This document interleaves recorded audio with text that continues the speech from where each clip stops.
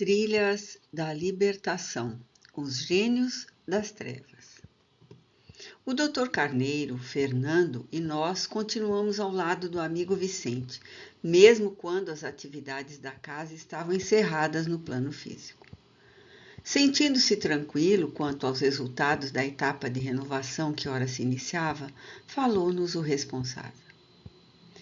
Conforme os nossos queridos visitantes perceberam, nossa sociedade, graças à imprevidência de alguns companheiros encarnados, aos quais não culpamos, derrapava para a sintonia com entidades perversas, que a si mesmas se intitulam gênios das trevas.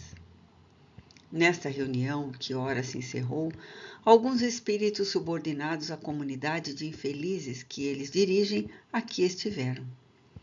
Dando-se conta das novas diretrizes aplicadas, irão levar-lhes notícias e certamente, ao primeiro ensejo, seremos visitados por alguns desses obsessores. O bom senso induz-nos a tomar certas providências, especialmente por meio de atendimento cuidadoso aos encarnados que se lhes vinculam mais diretamente. Recordo-me aqui do caro Davi, que por enquanto elegeu a viagem mais difícil dos irmãos Raulinda e Francisco, que atuaram mediunicamente, entre outros. Assim, convidaria os amigos a visitarmos Raulinda dentro de mais 3 horas aproximadamente, deixando-lhes este período de tempo para atividades que lhes aprouver. O Dr. Carneiro concordou plenamente com o apoio do nosso júbilo e convidou-nos a um passeio pela orla marítima em cidade próxima. A noite respirava serenidade sob o lucilar das estrelas. O murmúrio das ondas em crescimento no encontro com as praias onde se quebravam era a própria natureza em movimento incessante. Poucos notívagos, alguns pares em demonstrações afetuosas, encontravam-se ao longo da balaustrada da área. Sentamo-nos em silêncio diante do oceano, absorvendo o plâncton das águas, as energias vivas. Fernando, com discrição, narrou-nos que lograra atrair a entidade que se comunicara por Francisco, em razão de vínculos pessoais mantidos entre ambos em existências passadas. Sabia onde encontrar o companheiro e o acompanhou por alguns dias, conforme solicitaram nosso benfeitor, até conseguir trazê-lo à psicofonia. Dizia-se exultante com os resultados. O planejamento se desenvolvia com excelentes frutos. Na minha inexperiência, não me dera conta de que o súbito desaparecimento do amigo que viera conosco prendia-se a algum plano adrede estabelecido. Sem desejar tornar-me curioso ou inoportuno, porém desejoso de aprender, sempre indaguei-lhe. Além do interesse de esclarecê-lo espiritualmente, há algum outro motivo que me possa informar, sem ruptura do sigilo em que se devem manter labores especiais como este? Foi o Dr. Carneiro de Campos quem me respondeu. Ao convidar o caso Miranda para esta excursão de trabalho, não lhe quisemos detalhar o compromisso em tela, porque muitas dificuldades estavam em pauta, aguardando solução. A fim de não deixá-lo ansioso, resolvemos esperar a ajuda divina para inteirá-lo depois, qual ocorre neste momento. Fazendo uma breve pausa, deu continuidade à narração. Oportunamente, ao ser liberado das regiões infernais, antigo comandante das forças do mal, que reencontrou em Jesus a porta estreita da salvação, graças aos esforços sacrificiais e renúncias imensas de sua genitora, aqueles que permaneceram no esquema da impiedade reuniram-se para tomar providências em conjunto contra o que denominam como os exércitos do Cordeiro, que detestam. Estes seres que se extraviaram em diversas reencarnações, assumindo altíssimas responsabilidades negativas para eles mesmos, procedem, na sua maioria, de doutrinas religiosas cujos nomes denegririam com as suas condutas relapsas, atividades escusas e cortes extravagantes, nas quais o luxo e os prazeres tinham primazia em detrimento dos rebanhos que diziam guardar, mas que somente exploravam, na razão do quanto os desprezavam. Ateus e cínicos galgavam os altos postos que desfrutavam mediante o suborno, o homicídio, as perversões sexuais, a politicagem sórdida, morrendo nos tronos das honras e glórias mentirosas, para logo enfrentarem a consciência humilhada e sob tormentos inenarráveis, sintonizando com os sequazes que os aguardavam no além, serem reconvocados aos postos de loucura, dispostos a enfrentar Jesus e Deus, que negam e dizem desprezar. Após ligeira interrupção e medindo bem as palavras, prosseguiu. As figuras mitológicas dos demônios e seus reinos, os abismos infernais e os seus torturadores de almas, são relatos inicialmente feitos por pessoas que foram até ali conduzidas em desdobramento espiritual, por afinidade moral ou pelos mentores, a fim de advertirem as criaturas da terra. Antros sórdidos que aqueles governam e onde instalaram o terror, dando a equivocada ideia de que naquelas paragens não há tempo a transcorrer, num conceito absurdo de eternidade, a que se aferram diversas religiões, as quais mais atemorizam do que educam. Mártires e santos, profetas e escritores, artistas e poetas de quase todos os povos e épocas, os que eram médiuns visitaram esses núcleos terrificadores e conheceram os seus habitantes, trazendo na memória, nítidas as suas configurações, que as fantasias e lendas enriqueceram com variações de acordo com a cultura, a região e o tempo, presentes, portanto, na historiografia da humanidade. Variando de denominação, cada agrupamento, como ocorre na Terra, tem o seu chefe e se destina a uma finalidade coercitiva reparadora. Periodicamente, esses chefes se reúnem e elegem um comandante, a quem prestam obediência e submissão, concedendo-lhes regalias reais. As ficções mais audaciosas não logram conceber a realidade do que ocorre em tais domínios. Sandeus e absolutos anularam a consciência no mal e na força, tornando-se adversários voluntários da luz e do bem, que pretendem combater e destruir. Não se dão conta de que tal ocorre porque vive em um planeta ainda inferior, em processo de desenvolvimento, onde aqueles que o habitam também são atrasados, padecendo limites em trânsito do instinto para a razão. E, não obstante, porém, luz nesta época, o Consolador e em toda parte doutrinas de amor e paz inauguram a nova idade na Terra, convidando o homem ao mergulho interior, ao rompimento dos grilhões da ignorância, à solidariedade e ao bem.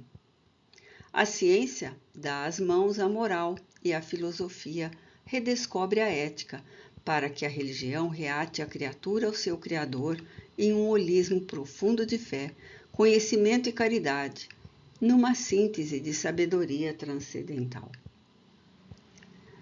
Tudo marcha na direção de Deus, é inelutável.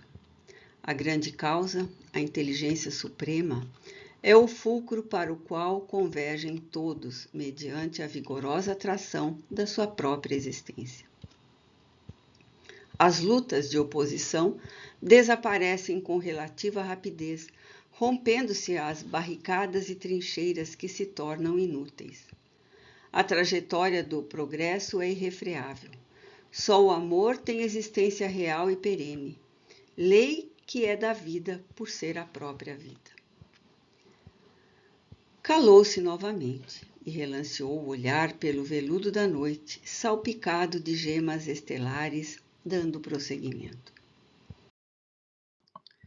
Na reunião que eles convocaram naquela oportunidade, ficou estabelecido que o novo substituto deveria ser impiedoso ao extremo, sem qualquer sensibilidade, cuja existência, execranda no planeta, houvesse espalhado o terror e cuja memória inspirasse revolta e ódio. Após um mês, voltariam a reunir-se. Naturalmente foram buscados os sicários mais abjetos da humanidade, que fossilizavam nos antros mais hediondos das regiões subterrâneas de sofrimentos, de onde foram retirados temporariamente para apresentação de planos, sua avaliação de possibilidades de execução e logo votação. Difícil imaginar tais conciliábulos e consequente escrutínio para a eleição de um chefe. Recordando as reuniões de antigos religiosos, ontem como hoje, cada representante se vestiu com as roupagens e características do seu poder, e acolitados pelos subalternos, compareceram em massa, diversos deles conduzindo seus candidatos para o pleito macabro e ridículo.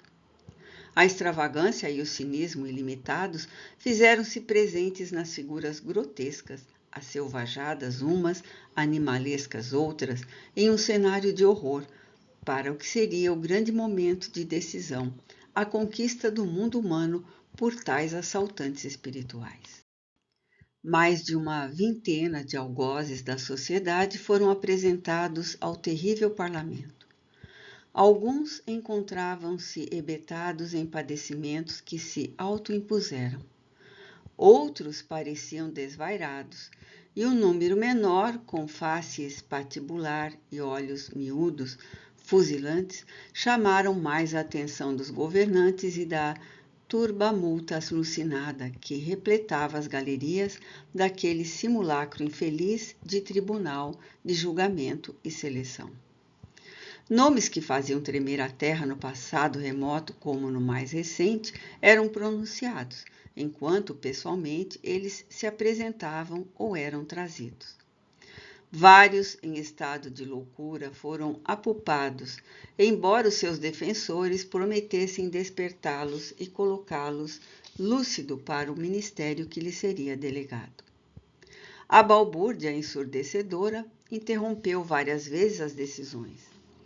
Os árbitros, porém, ameaçaram expulsar a malta, que foi atacada por mastins ferozes, até o momento em que assomou ao pódio um ser implacável, com postura temerária, passos lentos, coxeando corpo balouçante com ginga primitiva, que erguendo os braços para dominar o cenário, com facilidade o logrou, graças ao terror que expressava nos olhos fulminantes. Quem o conduzia deu ligeira notícia do candidato, sem ocultar a felicidade que o dominava. Tenho a honra de apresentar o inexcedível conquistador que submeteu o mundo conhecido do seu tempo na Ásia e esteve na Terra novamente apenas uma vez mais. As suas façanhas ultrapassaram em muito outros dominadores, graças à sua absoluta indiferença pela vida e aos métodos que utilizava para a destruição da raça humana. Fundou o Segundo Império Mongol, realizando guerras cruentas. A sua existência corporal transcorreu durante o século XIV, havendo renascido na Ásia Central, próximo a Samarcanda, informando descender de Gengis Khan. Aos 50 anos, alargou seus domínios do Eufrates à Índia, impondo-se ao Turquestão, Khorasan, Azerbaijão, Kurdistão, Afeganistão, Fars. Logo depois, invadiu a Rússia, a Índia, deixando um rastro de dezenas de milhares de cadáveres, somente em Delhi, às portas da cidade e nos seus arredores. Cruel até o excesso, realizou alguns trabalhos de valor na sua pátria, porém as suas memórias são feitas de atrocidade e horror, por cujas razões, ao desencarnar, mergulhou nas regiões abismais onde foi localizado nas trevas. O narrador fez breve silêncio para logo prosseguir. À medida que a arenga apaixonada conquistava os eleitores triunfantes, o horror mais humilhava os presentes que silenciaram diante do certame vencedor hediondo. Encerrada a apresentação do candidato, foi ele aceito por quase todos os chefes e aclamado como o soberano gênio das trevas que se encarregaria de administrar os corretivos na humanidade, a qual ele propunha submeter e explorar. Não ignoramos que o intercâmbio de energias psicofísicas entre os seres inferiores desencarnados e os homens é muito maior do que se imagina. Legiões de dezenas de milhões de criaturas de ambos os planos se encharcam de vitalidade, explorando-se umas às outras, mediante complexos processos de vampirização, simbiose, dependência, gerando uma psicosfera morbífica aterradora. Somente o despertar da consciência logra interromper o comércio desastroso, no qual se exaurem os homens e mais se decompõem moralmente os espíritos. Para sustentarem tão tirânica interdependência, são criados mecanismos e técnicas contínuas de degradação das pessoas, que espontaneamente se deixam consumir por afinidade com os seres exploradores, viciados inclementes, amolentados secularmente na extravagante parasitose. Pululam incontáveis os casos dessa natureza. Enfermidades degenerativas do organismo físico, desequilíbrios mentais desesperadores, disfunções nervosas de alto porte, contendas, lutas, ódios, paixões asselvajadas, guerras e tiranias têm a sua geratriz nesses antros de hediondez, onde as forças do mal, em força de novos Lúcifers da mitologia, pretendem opor-se a Deus e tomar-lhe o comando. Vão e inqualificável desvario este do ser humano inferior.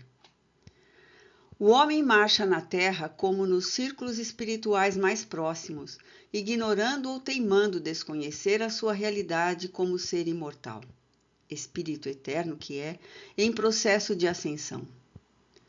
Dando preferência à sensação na qual se demora espontaneamente em detrimento das emoções enobrecidas, jugula-se a dependência do prazer, cristalizando as suas aspirações no gozo imediato e retendo-se nas faixas punitivas do processo evolutivo. Ante tal comportamento, reencarna e desencarna por automatismo sob lamentáveis condições de perturbação, perplexidade e interdependência psíquica.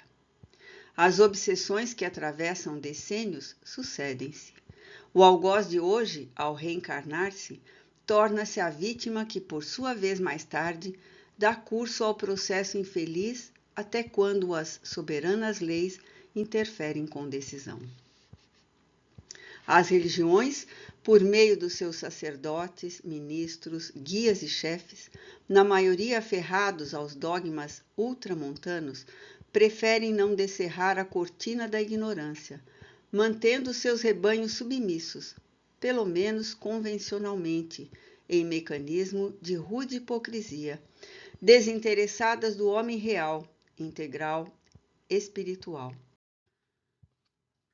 Sucede que grande número desses condutores religiosos está vinculado aos sicários espirituais que os mantêm em dependência psíquica, explorados para que preservem o estado de coisa conforme se encontra. Por tal razão, quando as doutrinas libertadoras se apresentam empunhando as tochas do discernimento, seus apologistas, membros, divulgadores e realizadores são perseguidos, cumulados de aflições e tormentos, para que desistam, desanimem ou se submetam aos mentirosos padrões dos triunfos terrenos. O benfeitor calou-se por ligeiro espaço de tempo e lúcido adiu. Pode parecer que o Pai misericordioso permanece indiferente ao destino dos filhos, sob o domínio das sombras e de si mesmos. No entanto, não é assim. Incessantemente, sua voz convida ao despertamento, à reflexão, à ação correta, usando os mais diversos instrumentos, desde as forças atuantes do universo aos missionários e apóstolos da verdade, que não são executados nem seguidos. Os líderes da alucinação tornam-se campeões das massas devoradoras, enquanto as vozes do bem clamam no deserto. Milhares de obreiros desencarnados operam em silêncio nas noites terrestres, acendendo luzes espirituais em momentosos intercâmbios que são considerados no estado de consciência lúcida, no corpo como sonhos impossíveis, fantasias, construções arquetípicas em conspiração sistemática, a favor das teses materialistas. Essas explicações, algumas esdrúxulas, travestidas de científicas, são aceitas inclusive pelos religiosos, que aí têm seus mecanismos escapistas para fugirem aos deveres e responsabilidades maiores. Desnecessário confirmar que as nobres conquistas das ciências da alma, inclusive as abençoadas experiências de Freud, de Jung e outros eminentes estudiosos, fundamentam-se em fatos incontestáveis. Algumas das suas conclusões merecem, porém, reestudo, reexame e conotações mais modernas, nunca descartando a possibilidade espiritualista, hoje considerada pelas novas correntes dessas mesmas doutrinas. Quando as criaturas despertarem para a compreensão dos fenômenos profundos da vida, sem castração ou fugas, sem ganchos psicológicos ou transferências, romper-se-ão as algemas da obsessão na sua variedade imensa, ensejando o encontro do ser com a sua consciência, o descobrimento de si mesmo e das finalidades da existência corporal no mapa geral da sua trajetória eterna.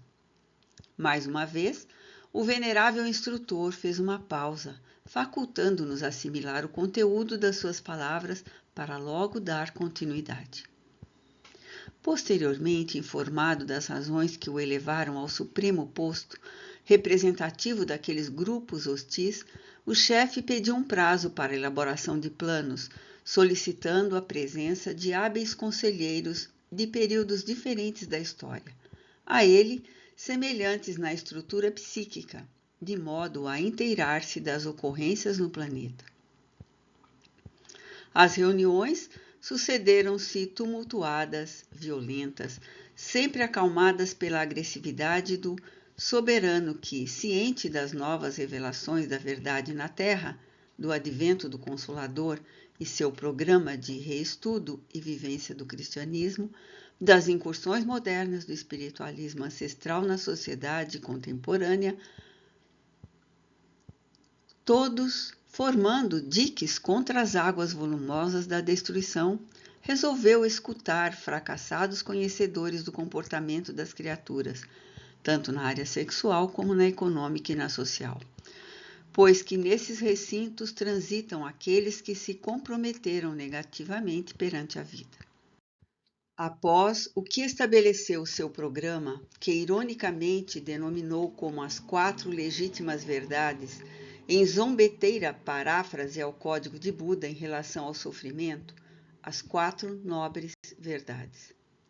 Em reunião privada com os chefes de grupos, explicitou o programa que elaborara para ser aplicado em todas as suas diretrizes e com pormenorizado zelo. Primeiro, o homem redefiniu o novo soberano das trevas. É um animal sexual que se compraz no prazer. Deve ser estimulado ao máximo, até a exaustão, aproveitando-se-lhe as tendências, e quando ocorrer o cansaço, levá-lo aos abusos, às aberrações. Direcionar esse projeto aos que lutam pelo equilíbrio das forças genésicas é o empenho dos perturbadores, propondo encontros, reencontros e facilidades com pessoas dependentes dos seus comandos, que se acercarão das futuras vítimas, enleando-as nos seus jogos e envolvimentos enganosos. Atraído o animal que existe na criatura, a sua dominação será questão de pouco tempo. Se advier o despertamento tardio, as consequências do compromisso já serão inevitáveis, gerando decepções e problemas, sobretudo causando profundas lesões na alma.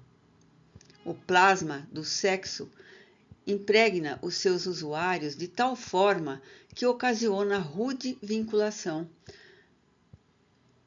somente interrompida com dolorosos lances passionais de complexa e difícil correção. Segundo, o narcisismo é filho predileto do egoísmo e pai do orgulho, da vaidade inerentes ao ser humano. Fomentar o campeonato da presunção nas modernas escolas do espiritualismo, ensejando a fascinação, é item de alta relevância para a queda desastrosa de quem deseja a preservação do ideal de crescimento e de libertação. O orgulho entorpece os sentimentos e intoxica o indivíduo, cegando-o e enlouquecendo-o. Exige uma corte e suas correntes de ambição impõem tributários de sustentação. Pavoneando-se, exibindo-se, o indivíduo desestrutura-se e morre nos objetivos maiores para cuidar apenas do exterior, do faustoso, a mentira de que se insufla. Terceiro, o poder tem prevalência na natureza humana, remanescente dos instintos agressivos, dominadores e arbitrários. Ele se expressa de várias formas, sem disfarce ou escamoteado, explorando aqueles que se lhe submetem e desprezando-os ao mesmo tempo, pela subserviência de que se fazem objeto, e aos competidores indomáveis, detestando por projetar-lhe sombra. O poder é alçapão que não poupa quem quer que lhe caia na trampa. Ademais, a morte advém e a fragilidade diante de outras forças aniquila o iludido. Quarto, o dinheiro que compra vidas e escraviza almas será outro excelente recurso decisivo. A ambição da riqueza, mesmo que mascarada, supera a falsa humildade, e o conforto amolenta o caráter, desestimulando os sacrifícios. Sabe-se que o cristianismo começou a morrer quando o martirológico foi substituído pelo destaque social e o dinheiro comprou coisas, pessoas e até o reino dos céus, aliciando mercenários para manter a hegemonia da fé. Quem poderá resistir a essas 4 legítimas verdades? Interrogou. Certamente aquele que vencer uma ou mais de uma tombará noutra ou em várias ao mesmo tempo.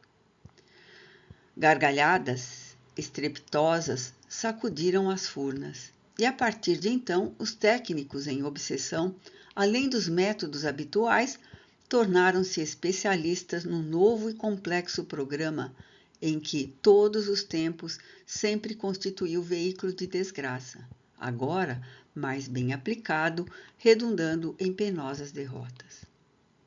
Não será necessário que detalhemos casos a fim de analisarmos resultados. Aprofundando reflexões, o amigo concluiu: precatem-se os servidores do bem das ciladas ultrizes do mal que têm raízes no coração e estejam advertidos. Suportem o cerco das tentações com estoicismo e paciência, certos de que o Pai não lhes negará socorro, nem proteção, propiciando-lhes o que seja mais importante e oportuno. Ademais, não receiem as calúnias dos injuriadores que os não consigam derrubar. Quando influenciados pelos assessores dos gênios, mantenham-se intemoratos nos ideais abraçados. A vitória tem a grandeza da dimensão da luta travada. Este desafio, que nos tem merecido a mais ampla e minudente consideração, qual ocorre com inúmeros benfeitores do mundo maior, é uma das razões de nos encontrarmos em atividade com o irmão Vicente e os membros da casa que ele dirige. Agora, sigamos ao trabalho que nos espera. Havia no ar da noite silenciosa a presença de bênçãos que aspirávamos em longos haustos enquanto nos dirigíamos para a sede dos nossos labores.